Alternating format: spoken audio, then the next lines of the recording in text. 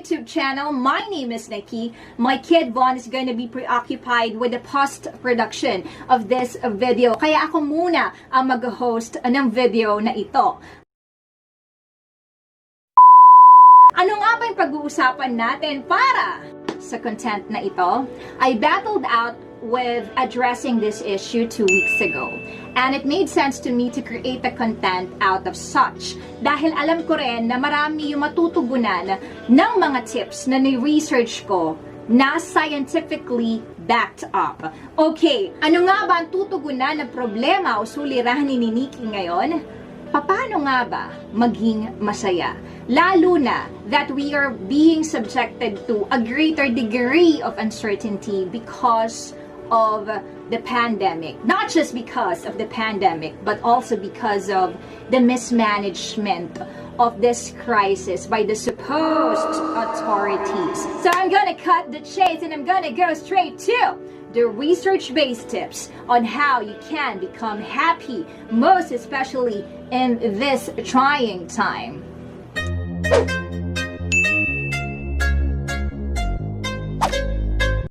Let's now go to tip number 1. Know what to do first. This makes a lot of sense. This helps you determine what your happiness strengths and your happiness weaknesses are. A way to figure out what your happiness strengths and your happiness weaknesses are is by taking the Berkeley Well-Being Institute quiz. It's not a lengthy one. It consists only of 15 items. It's created by DR.DAVIS. After the test completion, you're going to be provided with a well-being report that is going to be sent through your email. A way to make sense of that well-being report is to improve and focus on your happiness weaknesses and build on or strengthen further your happiness strengths. Let's now go to tip number 2. You need to have that self-confidence enabled for you to be happy. The best predictor of happiness, according to the same well-being technology expert, Dr. Davis, is self-confidence. Let's define what self-confidence is.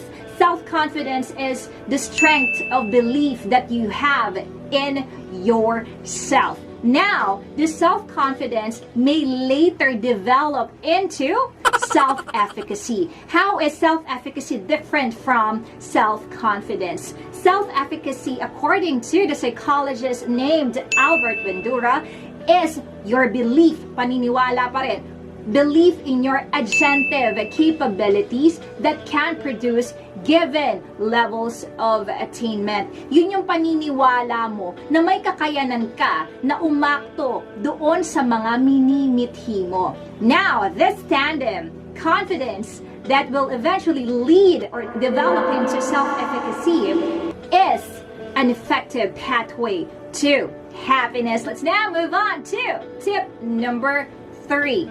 Is happiness a goal, or should happiness be a goal? Contrary to what you're thinking now and contrary to popular belief, happiness shouldn't be a goal. Why is it? The more that the person pursues happiness, the more the standards become higher and more difficult to obtain. That will make you more frustrated and definitely not happy. So the approach should be shifted instead to having a sense of purpose that will make you uncover a sense of meaning. Your question might be, Nikki, paano ako magkakaroon ng sense of purpose para maging masaya ako? The relationship between purpose and happiness is linked to our social nature. That means that a way, a guaranteed way, enable for you to have that sense of purpose is through serving others.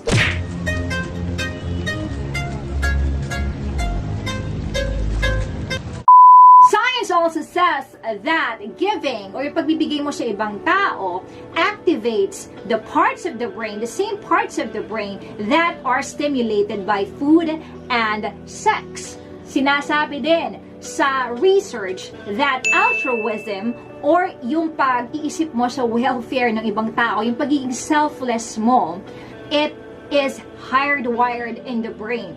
That means we feel pleasure. We are programmed to feel pleasure whenever we think of the welfare of other people. But this doesn't mean that the only way to have a satisfying life or a fulfilled life is just by charity or is just by thinking of other people's welfare.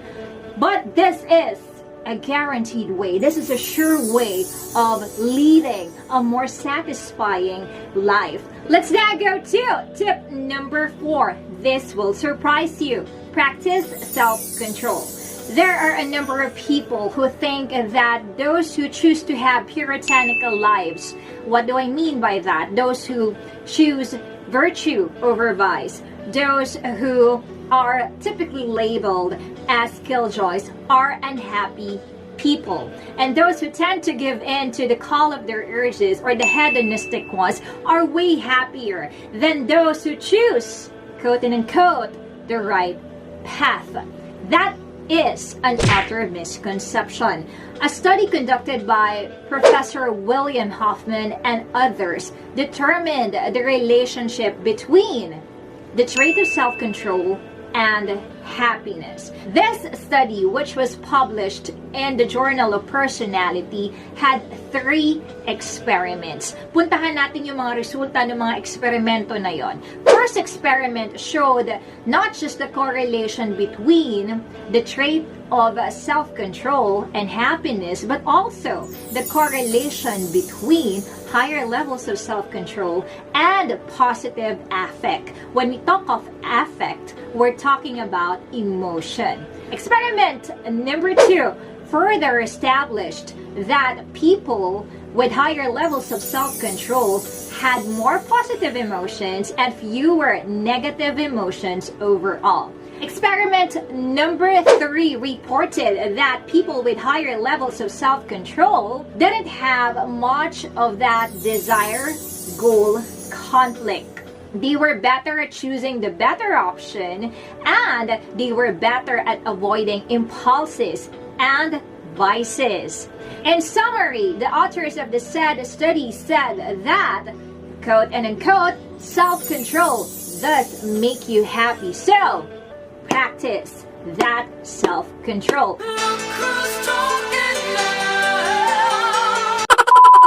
Let's now go to tip number 5. You need to strike a balance. The balance that is being talked about here is the ability to muscle through different responsibilities without neglecting some important aspects or some important areas of your life. I know that we attend to different life roles in a day. Pwede sa oras na ito, you are gonna attend to your motherly duties. Technically, hindi naman talaga natatapos yung motherly duties. At sa mga subsequent hours, ikaw naman ay magiging abala sa small business mo. At that doesn't end there. Meron ka pang mga plans that you have to take care of. Isa ka ding plantito or plantita. And at the end of the day, meron ka ring ginagawang mga contents online. Isa ka ding content creator. The ability to juggle all those different life roles without neglect or without ignoring an aspect of the entirety is the balance that is needed, enable for you to feel that sense of accomplishment. Now, when a person feels that sense of accomplishment, the brain releases a neurotransmitter called dopamine. Dopamine is a rewarding neurotransmitter. It makes you feel good and definitely happy. Let's now go to my last tip. I got the idea from the brilliant motivational speaker named Les Brown. Pero, ibang konteksto nito dahil ito ay interwoven sa ating pinag-uusapan na happiness or kung paano nga ba maging masaya. Happiness should be a conscious, determined effort. According to a happiness life coach, it is not a destination. Happiness is not a destination. It is not at the end of the journey. It is neither chasing after it. It is the decision to create it day in and day out. It is consciously making that choice to be happy. Your next question might be, Nikki, how do I create happiness? One of the ways of creating happiness is through looking at the silver linings of your unpleasant circumstances. It is seeing the good in the bad. Another way of creating happiness is through social media detoxification. With the influx of information and marketing strategies that influence how you view yourself and how you view the world, you might end up feeling not good about yourself and negative about the outside world. Know when to demarcate. Know when to set the boundaries. Know when you're already on the brink of saturation. Pero sana wag ka na mapupunta doon sa talagang magkakaroon mo na talaga ng saturation point.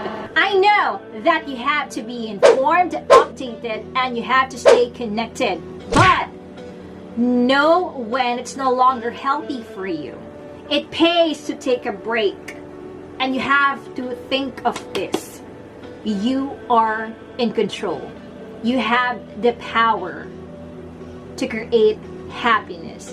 And you can definitely do it. Okay?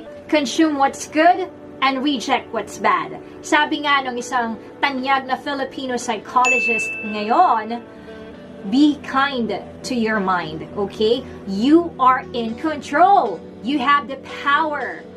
You have the power to create happiness.